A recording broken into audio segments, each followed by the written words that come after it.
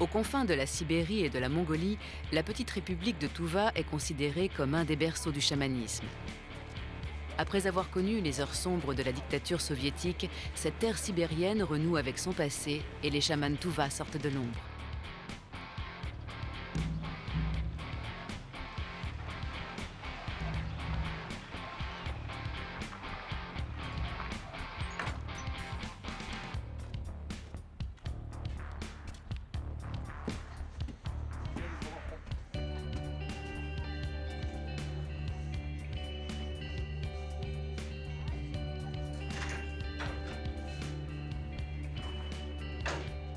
Karaol est le descendant des grands chamans du clan de l'ours. Sa grand-mère lui a légué son don et ses accessoires chamaniques. Elle est morte au temps de Staline, brûlée vive dans sa yourte, au temps où tout chaman était un ennemi du peuple et toute chamane une sorcière. Aujourd'hui, pour Karaol, transmettre les gestes de ses ancêtres est un combat de tous les jours.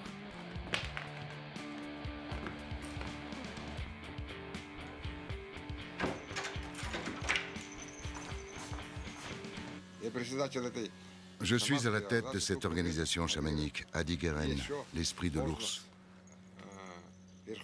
J'ai aussi le titre de chaman suprême de la République de Touva. Le certificat est signé de la main de Kenin Lobsan, le président des associations chamaniques.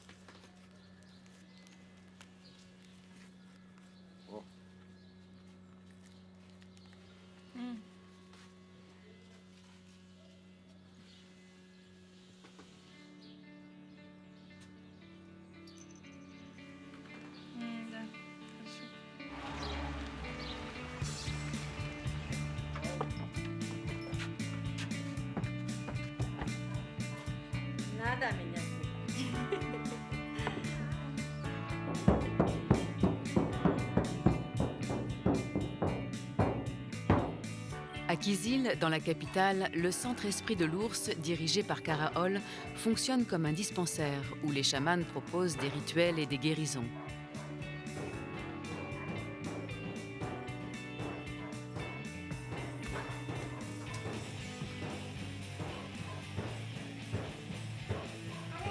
Je ne vois rien.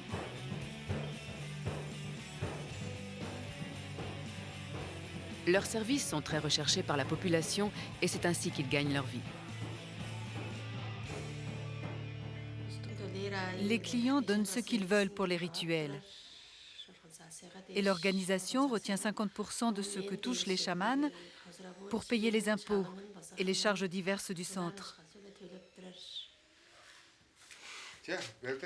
Allez, tu es prêt?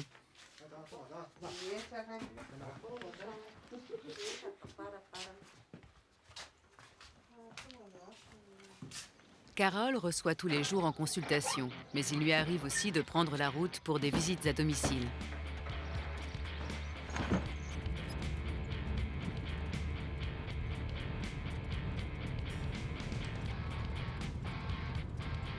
L'Occident a longtemps vu les chamans comme les messagers d'un passé disparu.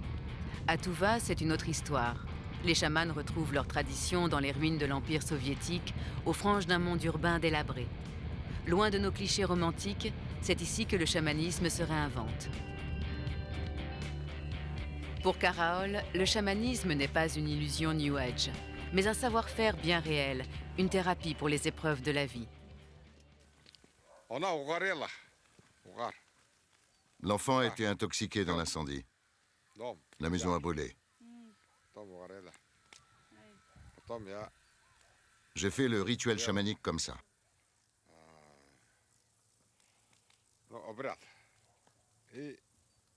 Je l'ai ramené du monde des morts. Je ne l'aurais pas laissé. Je l'ai ramené à la vie. Maintenant, je continue à la soigner. C'est l'enfant.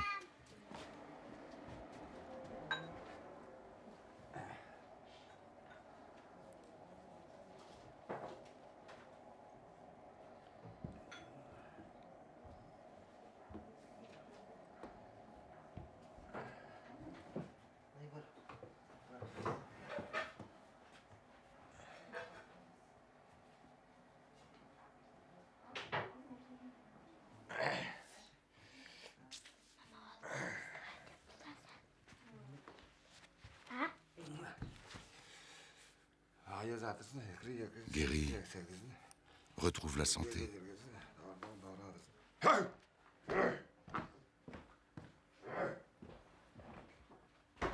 Qu'est-ce qu'il te fait?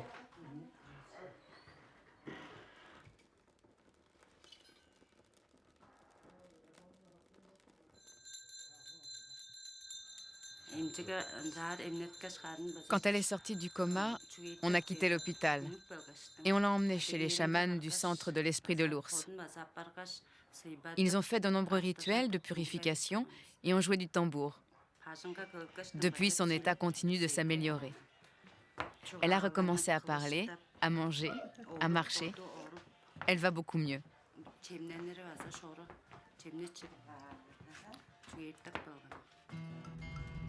Karaol quitte sa petite malade. Avec l'aide des esprits, il va continuer à l'accompagner sur la voie de la guérison. Depuis que sa grand-mère l'a initié dans son enfance, Karaol n'a jamais cessé de croire à la puissance de l'art des chamans.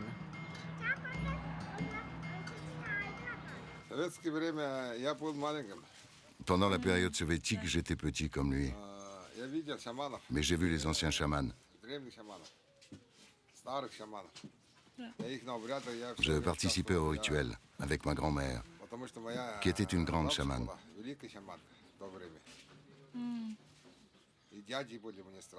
Mes oncles aussi étaient des chamans puissants.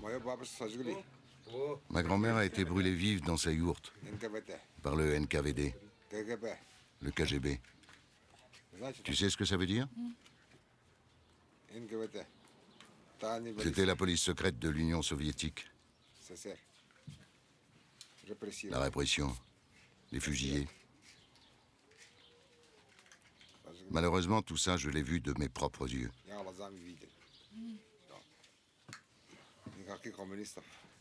Les communistes n'ont pas vaincu le chamanisme. Tant que le peuple Tuva vivra, il y aura du chamanisme.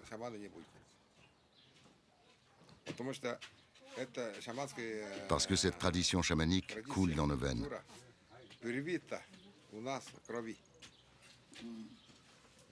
C'est génétique. Il n'y aura plus de répression. Ils ne pourront plus l'éliminer.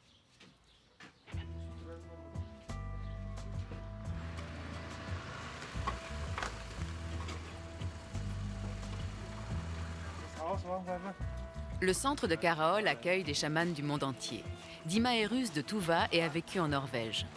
S'inspirant de diverses traditions scandinaves, chrétiennes et sibériennes, Dima se dit chaman international. Aujourd'hui, il est venu avec une de ses patientes. Elle s'appelle Ekaterina. Elle est de Shushenskaya. Elle est malade.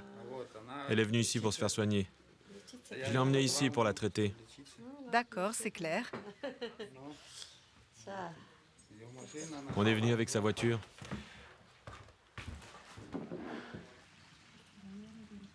Confronté à un cas délicat, Dima veut en discuter avec le chaman suprême.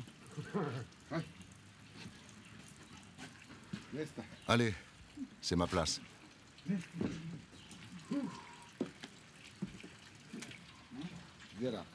Il est où son cancer? C'est un lymphome. C'est où? Là? La lymphe, c'est partout dans l'organisme.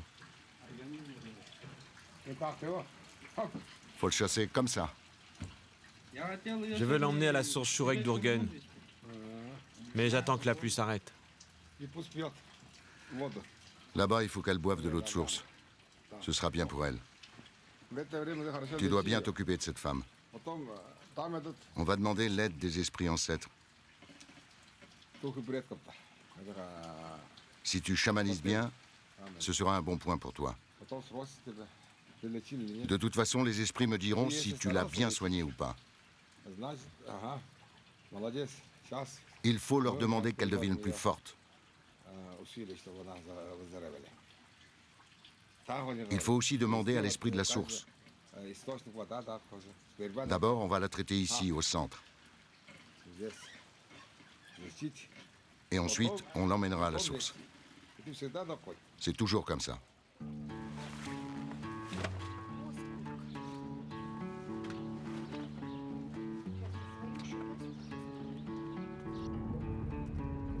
Pour soigner son cancer, Ekaterina est suivie à l'hôpital.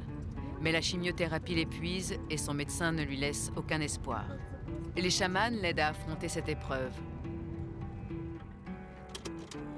Aujourd'hui, Dima la conduit dans un lieu propice au contact avec les esprits.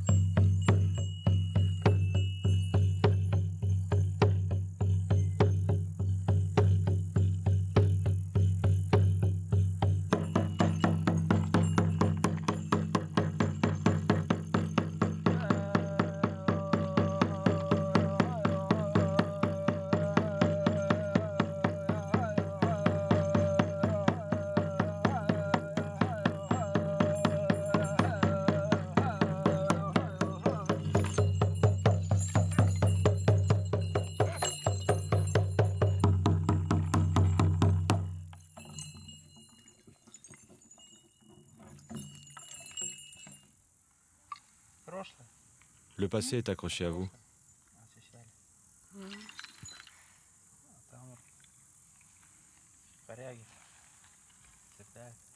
Dans votre dos, le passé est maintenu à un crochet avec des chaînes. Pour aller de l'avant, il faut s'en débarrasser comme ça. Si j'ai peur?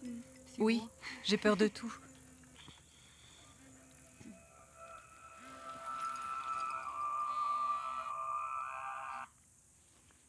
Allô? Je suis encore à Kizil. Oui, je viens bientôt à Sariksiep. Je sais que je dois me débarrasser du passé, moins y penser et vivre plus dans le présent. Quand vous êtes fatigué ou que vous pleurez, il faut se dire « Je suis fatigué, mais je suis en vie ». C'est ça la joie. Je suis en vie. Même si je suis fatigué ou que je pleure, je peux rester là, sans bouger et me dire « Je vis ». J'embrasse la terre. Allez-y, allongez-vous.